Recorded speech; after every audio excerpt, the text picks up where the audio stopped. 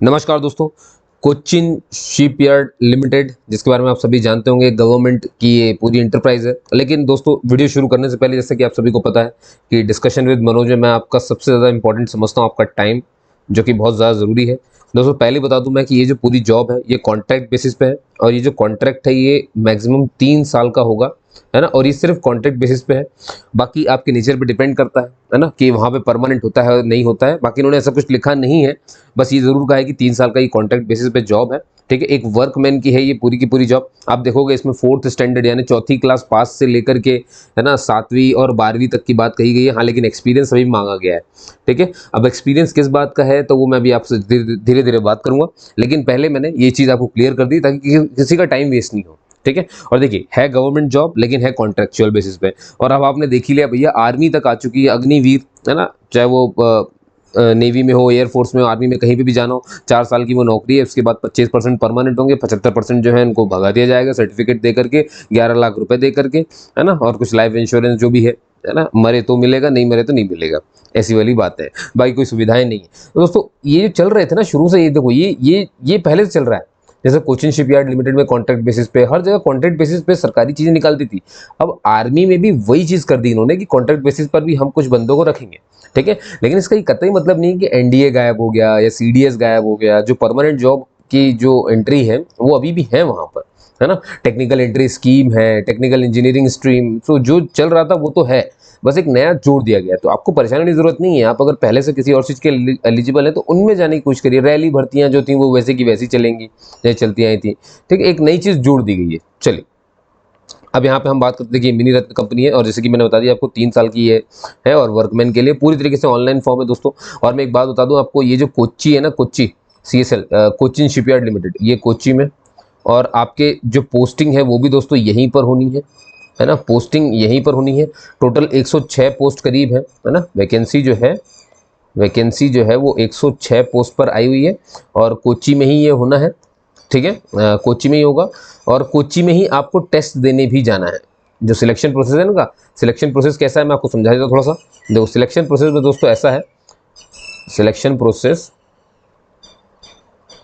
में ऐसा है कि सबसे पहले होगा, जब आप फॉर्म भरेंगे ना, तो फॉर्म में आप अपने डॉक्यूमेंट्स अपलोड करेंगे।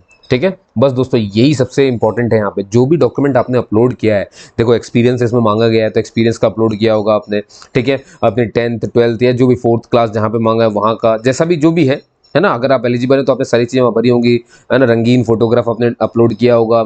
अगर आप SC ST वाले हैं तो कम्युनिटी सर्टिफिकेट, अगर OBC वाले हैं तो आपका sorry EWS economic weaker section वाले तो income and asset certificate, OBC वालों का भी कम्युनिटी सर्टिफिकेट।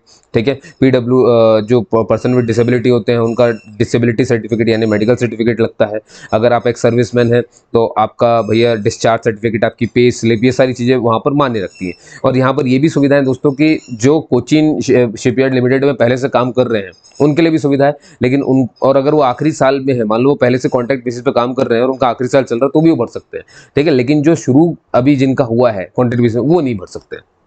ठीक है, क्या होता है, कई जगह पर आप नौकरी तो करते हैं लेकिन आपके पास जो है एक्सपीरियंस सर्टिफिकेट नहीं होता है। तो ऐसे मामले में आप ये दिखा सकते हैं कि आपको पेमेंट जो मिल रही थी लगातार, पे स्लिप आती होगी, वो ज़रूरी हो जाएगा।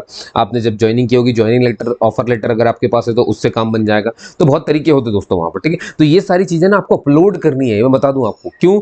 देखो, जो आपने अपलोड किया, ठीक है, अब यही वो चेक करेंगे, यही होगा डॉक्यूमेंट वेरिफिकेशन। आपका पूरी चीज़ें वो डॉक्यूमेंट वेरीफाई कर लेंगे। जब सब कुछ उनको ठीक लगेगा, हाँ भाई एक्सपीरियंस ठीक है, तो वो शॉर्ट लिस्ट कर लेंगे। ठीक है, वो ऐसे बंदों को शॉर्ट लिस्ट कर लेंगे।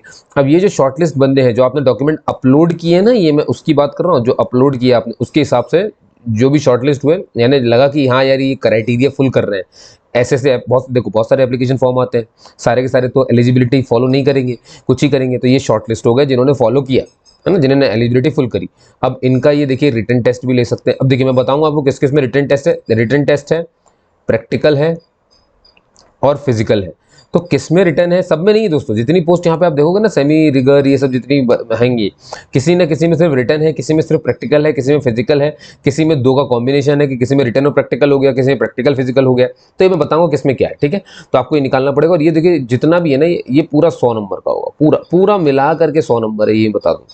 जैसे मान लो अगर किसी में सिर्फ रिटर्न है तो रिटर्न सिर्फ 100 नंबर का, अगर मान लो किसी में प्रैक्टिकल और फिजिकल है किसी पोस्ट में तो दोनों को मिला करके 100 नंबर का, मतलब ये पूरा जो पोर्शन है ना 100 नंबर से ऊपर नहीं जाएगा। ठीक है, अब इसमें कट ऑफ भी निर्धारित है दोस्तों, जैसे जनरल वालों को कट ऑफ लेकर के आना पड़ेगा 100 में से कितना 50%, जब लेकर के आओगे तभी आगे जाओगे आप। ठीक है, तभी आप आगे जाएंगे, ये आप ध्यान सुन लें, अगर इतना नहीं हुआ तो आप आगे नहीं जाएंगे। बात समझ में आ गई? ठीक है, तो आगे जाने के लिए आपको यहाँ पर पास होना बहुत जरूरी है। ठीक है, फिर इसके बाद मेडिकल है ना, और जो भी चीज़ें मैं अभी आपको धीरे धीरे बताना शुरू करूँगा। ठीक है, तो चलिए शुरू करते हैं यहाँ से। ये मैंने हल्की सी एक ओवरव्यू दे दी, और याद रखिए कोच्चि में ही आपकी पोस्टिंग होगी, कोच्चि में ही पूरा टेस्ट होगा। अगर रिटर्न या प्रैक्टिकल या फिजिकल होना है वो सब कुछ कोच्चि के लिए ही होना है, तो कोच्चि ही जाना पड़ेगा आपको वहाँ पर। ठीक है, अब देखिए सेमी स्किल्ड रिगर, रिगर कौन होता है दोस्तों? रिगर मतलब मशीन ऑपरेटर, चौथी पास चलेगा, 3 साल का एक्सपीरियंस होना चाहिए इसके पास मशीन चलाने का, है ना, तो ये लिखा हुआ है। और उसमें से भी कहा है कि 3 साल में से 2 साल तो उसने मतलब रिगिंग की हो हैवी ड्यूटी मशीन पार्ट्स की, है ना, कुछ ना कुछ ऐसा किया हो, गुड नॉलेज हो उसको, तो ये एक बात हो गई। स्काफ होल्डर में बात करें दोस्तों, ये आईटीआई इसके पास जरूरी है। ठीक है, और आईटीआई इसने sheet metal worker, sheet metal work या फिटर पाइप यानी प्लम्बर के रूप में, अगर फिटर है तो 1 साल 2 साल का एक्सपीरियंस भी चल जाएगा, है ना, और बस इतना है। और एसएसएलसी दोस्तों कुछ नहीं होता है, ये एक तरह से 12th होता है, ये लीविंग सर्टिफिकेट है ना, सेकेंडरी स्कूल लीविंग सर्टिफिकेट। अब लीविंग सर्टिफिकेट है मतलब सेकेंडरी है, तो सेकेंडरी लीविंग सर्टिफिकेट कब आता है? जब आप पूरा स्कूल छोड़ते हो, तो कब छोड़ते हो? 12th। तो यहाँ पे 12वीं मांगा, अब बनी बात है आईटीआई, तो यहाँ पे लिखा है कि आप तो एक तो आपके पास 12th हो, एक दूसरा आपके पास आईटीआई हो, है ना, आईटीआई अपने शीट मेटल वर्क या फिटर पाइप प्लम्बर इन सब में किसी में किया हो। अगर आपने स्काफ फोल्डिंग में किया तो भी चलेगा, रिगिंग वर्क में किया है, स्ट्रक्चरल में किया है ना, ट्रेनिंग इन जनरल स्ट्रक्चर तो भी, तो वो सब चलेगा। ठीक है, आप इसके लिए अप्लाई कर सकते हैं, याद रखेंगे। तो इसमें एक्सपीरियंस वही है दोस्तों, 2 से 3, 1 साल 2 साल यहाँ पे सब चल रहा है। खैर तो 1-2 साल, 1 साल का भी है तो भी चल जाएगा।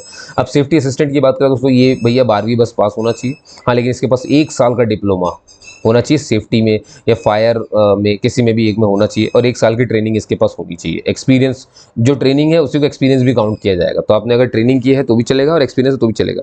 लेकिन याद रखिए ये सब कुछ आपके डिप्लोमा के बाद, जैसे मान लो डिप्लोमा मांगा है ना इसमें 1 साल का, है ना, तो इसके बाद आपने जब ट्रेनिंग की है तभी से काउंट होगा। मान लो कोई डिप्लोमा के पहले कई लोग ट्रेनिंग कर लेते हैं, ये काउंट नहीं होगा बेटा, जो क्वालिफिकेशन मांगा गया है ना इसके बाद का माना जाता है। ठीक है, बाकी एज क्राइटेरिया मैं ये बता दूंगा आपको कि क्या कैसा है।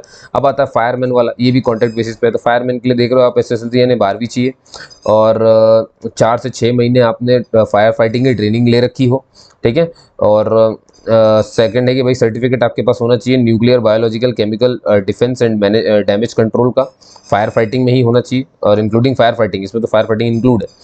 तो 2 में से कोई भी एक चीज़ चल जाएगी, या तो आपके पास ये हो या तो आपके पास ये हो, है ना, तो ठीक है, और 1 साल का एक्सपीरियंस चाहिए। चलिए आगे बढ़ जाते हैं धीरे से। कुक के लिए बात करें दोस्तों, 7वीं पास बस मांगा गया है, 3 साल का एक्सपीरियंस होना चाहिए, कहीं पर भी आपने खाना बनाया हो, ये इससे मतलब है। और टोटल पोस्ट कितनी? 106। डेट याद रखिएगा 24 जून से ये स्टार्ट हुआ है और 8 जुलाई को ये इसकी लास्ट डेट है, तो 8 जुलाई लास्ट डेट है, इसको ध्यान में रखते हुए।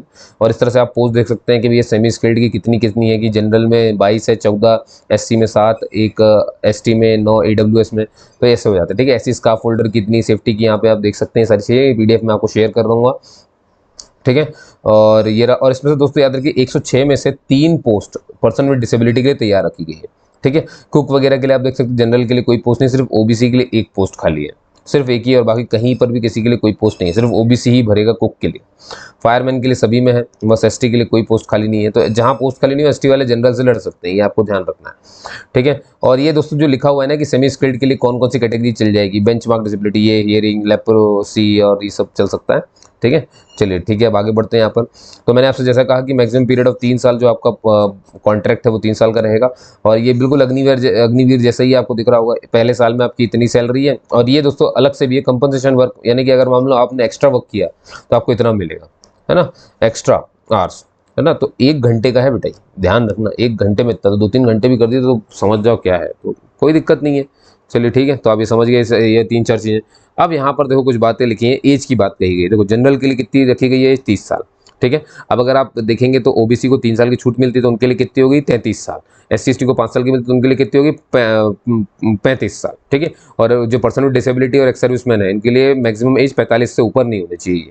ठीक है, और एक जो बच गया हमारा, वो कौन है? कुक के लिए इन्होंने बोला है कि भैया 53 साल की उम्र तक भर सकता है वो। ठीक है, और वहीं पे एक्स सर्विसमैन और फिजिकली हैंडीकैप लोग के लिए 55 साल तक का है। टेस्ट आपका कोची में होगा, ये मैंने बता दिया आपको। ठीक है, अब देखिए written test, practical test, physical test, ये किसका होगा? ये उन्हीं लोग का होगा जो डॉक्यूमेंट उन्होंने अपलोड किया होगा ना, डॉक्यूमेंट वेरिफिकेशन वो वाला। ठीक है, चलो ये भी आप समझ चुके हैं बात को। अब भैया आती है बात, सर टेस्ट किसका क्या होना है? देखो लिखा है, एक है रिटन टेस्ट, एक है प्रैक्टिकल टेस्ट और एक है फिजिकल टेस्ट। ठीक है, अब आप देखेंगे सेमी स्किल्ड रिगर जो है इसका सिर्फ और सिर्फ प्रैक्टिकल होगा और पूरा का पूरा 100 नंबर का प्रैक्टिकल ही टेस्ट होने वाला है। तो ठीक है, ये रिगर के लिए सिर्फ क्या होगा, 9 का रिटर्न होने वाला है, 9 का फिजिकल होने वाला है, इनका सिर्फ 100 नंबर का प्रैक्टिकल टेस्ट होगा, बस उसी में से इनको शॉर्टलिस्ट कर दिया जाएगा। ठीक है, याद रखना सभी के लिए 100 ही 100 है। अब जैसे आगे जाओ, अब आप देखोगे स्कार्फ फोल्डिंग के लिए, तो यहाँ पर दिख रहा है आपको ये पहला वाला पोर्शन यानी रिटर्न नहीं है इनका, लेकिन इनका क्या है, इनका प्रैक्टिकल है और इनका फिजिकल भी है 20 नंबर का, दोनों मिला कितने हो गए 100 नंबर। तो मतलब ध्यान रखना, जो स्कार्फ होल्डर के लिए भरेगा उसको प्रैक्टिकल और फिजिकल देना पड़ेगा। अब इस तरह सेफ्टी असिस्टेंट में देखोगे तो इसको रिटर्न देना है 70 नंबर का और प्रैक्टिकल देना है 30 नंबर का, 100 नंबर का ये हो गया। अगर कोई फायरमैन का भरेगा तो इसको भी भैया कोई रिटर्न नहीं देना है, इसको प्रैक्टिकल देना है और इसको फिजिकल देना है। ठीक है, 100 नंबर का। वहीं कुक के लिए देखोगे तो इसको रिटर्न भी देना पड़ेगा, इसको रिटर्न देना है और इसको आपका प्रैक्टिकल देना है, इसको कोई फिजिकल नहीं देना है। तो ठीक है, समझ गए आप इस बात को। क्वालिफिकेशन कट ऑफ कितना है, रिटर्न ये प्रैक्टिकल पूरा 100 में से कितना लाना है सभी को। तो अगर आप जनरल वाले हो या इकोनॉमिक सेक्शन वाले तो 50% चाहिए, अगर ओबीसी वाले तो 45%, SC ST वाले 40% और फिजिकली हैंडीकैप हो तो 40%। ठीक है, और याद रखिए अपने सारे डॉक्यूमेंट अच्छे से अपलोड करिएगा। और जब आप जो शॉर्ट लिस्ट हो जाएंगे ना, जब रिटन टेस्ट देने जाएंगे तो वहाँ पे आपको ओरिजिनल सर्टिफिकेट भी लेके जाना है, उन सारे की फोटोकॉपी भी लेके जानी है, सारी की सारी फोटोकॉपी अपनी सेल्फ अटेस्टेड भी कर लेना। अब उसमें सभी रहेगा, ऑल ओरिजिनल डॉक्यूमेंट्स यानी आपकी 4th 5th 6th 7th 8th 10th जो भी जैसा भी डिप्लोमा जहाँ मांगा, एक्सपीरियंस जो भी मांगा, पे स्लिप, वे स्लिप, एक्स सर्विसमैन वाले सारे, मतलब कोई चीज़ मत छोड़ना, अपने कास्ट सर्टिफिकेट है ना, डोमिसाइल सर्टिफिकेट, हर एक चीज़ लेकर के पहुँच जाना, हर एक चीज़ जितने डॉक्यूमेंट आज तक बनाए होंगे सब लेके पहुँच जाना, वहाँ पे कमी नहीं होनी चाहिए, भले ही ज़्यादा हो जाए। ठीक है, और टेस्ट आपका कोची में ही होगा। और ये मैंने बता दिया EWS वालों को कौन से सर्टिफिकेट चाहिए, इनकम एंड एसेट वाले SC ST वालों को कम्युनिटी सर्टिफिकेट और पर्सन डिसेबिलिटी को वो वाला सर्टिफिकेट चाहिए होता है। और यहाँ पर अब देखो, ये तो मेरे ख्याल आपको बता ही दिया, ये मैंने शुरू में ही बता दिया कि भैया जो एक्सपीरियंस है वो क्वालिफिकेशन के बाद जो आपने किया होगा उससे मायने रखता है। ठीक है, और जिनके पास नहीं है वो अपॉइंटमेंट लेटर, ऑफर लेटर ये सब दिखा सकते हैं, लेटेस्ट ये सब से भी इनकम मान्य हो जाएगा। ठीक है, अब क्या बचा? अब यहाँ पर कुछ भी नहीं बचता, बचती में से आपकी फ़ीस, तो भाई एप्लीकेशन फ़ीस देख लो, ये 200 रुपये, और ये सिर्फ किसको देनी है बताता हूँ मैं, ये जनरल वालों को देनी है और इकोनॉमिक वीकर सेक्शन वालों को देनी है, और SC वालों को, ST वालों को, पर्सन विद डिसेबिलिटी को, इनको फीस कोई भी नहीं देनी है। समझ गए होगे आप सभी। अब अप्लाई कैसे करना है, देखो यहाँ पर ये है साइट लिखी हुई, इस पर सीधे जाना। ठीक है, और जैसे ही जाओगे इस पर तो कैरियर दिखेगा सामने, उस पेज को ओपन करना, उसमें CSL कोची को सिलेक्ट कर लेना। CSL कोची को सिलेक्ट करोगे और फिर 2 फेज़ में आपको इसे भरना है। पहले आपको रजिस्ट्रेशन कर देना है, रजिस्ट्रेशन हर जगह करना ही पड़ता है। देखो जो भी है ना, एडमिट कार्ड वगैरह जब भी आएगा, आप शॉर्ट लिस्ट हुए एडमिट कार्ड है ना, तो एडमिट कार्ड ये आपको ईमेल के थ्रू बता देंगे कि आ चुका है या SMS कर देंगे। तो ईमेल और ID ये सब कहाँ भरोगे, ये रजिस्ट्रेशन में भरोगे। तो अच्छे से और सही सही भरना, वही नंबर भरना जो आपके मोबाइल में चलता हो, वही मेल ID वही सब होनी चाहिए। ठीक है, कुछ और मत देना। इसी में आपको मैसेज कर देंगे कि एडमिट कार्ड आ गया, फिर आपको इसी साइट पर आना पड़ेगा, लॉगिन ID और पासवर्ड डालना पड़ेगा और आपको फिर अपना एडमिट कार्ड डाउनलोड करना पड़ेगा। सर लॉगिन ID और पासवर्ड कहाँ से मिलेगा? ये जो रजिस्ट्रेशन है ना भैया, ये रजिस्ट्रेशन में करवाते ही क्या, रजिस्ट्रेशन क्यों करवा रहे हैं भाई? क्योंकि देखो इससे आपको एक मिलेगी लॉगिन ID और एक मिलेगा पासवर्ड, ये लेकर के वापस इसी में जाना है और फिर अब फॉर्म भरना है, लॉगिन करना है, कैंडिडेट लॉगिन होगा वहाँ पर। ठीक है, वो आप समझ जाएंगे जब आप भरेंगे फॉर्म तो। ठीक है, तो चलिए आगे चलते इसी तरह से। और बाकी तो इनने बता दिया भैया कौन कौन सी चीज़ें अपलोड करनी है, वो सारी मैंने जो कही ना आपसे वो सारी अपलोड करनी है। ठीक है, और बस, और हाँ याद रखना, फॉर्म भरने के बाद उसकी प्रिंट आउट जरूर निकाल लेना, वो अपने पास रखना, और एडमिट कार्ड भी अपने पास ही रखना। और दोस्तों बाकी तो इसमें कुछ खास नहीं है। और याद रखिए कोई भी आने जाने का कोई खर्चा ये लोग नहीं दे रहे हैं, ये ध्यान रखना। ठीक है, और कॉल लेटर जो है ये मैंने बताया ना, शॉर्टलिस्ट कैंडिडेट को भाई ईमेल के थ्रू ही मिलेगा, ये भी ध्यान रखिए। और जो भी शॉर्टलिस्ट होंगे, मेरिट में जिनका नाम आएगा उनका मेडिकल होना है फिर अंत में, और कुछ नहीं होना है। ठीक, और मेरे ख्याल से यहाँ पर ये फॉर्म पूरा खत्म हो जाता है दोस्तों। ठीक है, तो ये वीडियो जो है शेयर करना अपने हिसाब से, और बाकी भी मैं 1-2 वीडियो और बनाऊंगा अभी आज की डेट में जो आपके काम की होंगी, और ये परमानेंट जॉब की होंगी। ये भी मैंने टेम्प्रेरी वाली बनाई है, पर है सारी गवर्नमेंट ही। ठीक है, तो उससे फ़र्क नहीं पड़ता, अगर आप खाली बैठे हैं तो एक्सपीरियंस तो आप जाके ले ही सकते हैं। ठीक है, और बस ठीक है, ये तो खैर काम ही आएगा, ये अग्निवीर की तरह नहीं है ना। चलिए ठीक है दोस्तों, जब तक के लिए जय हिंद, टाटा, बाय बाय, और ज़्यादा से सब्सक्राइब जरूर कर लेना। चलिए बाय।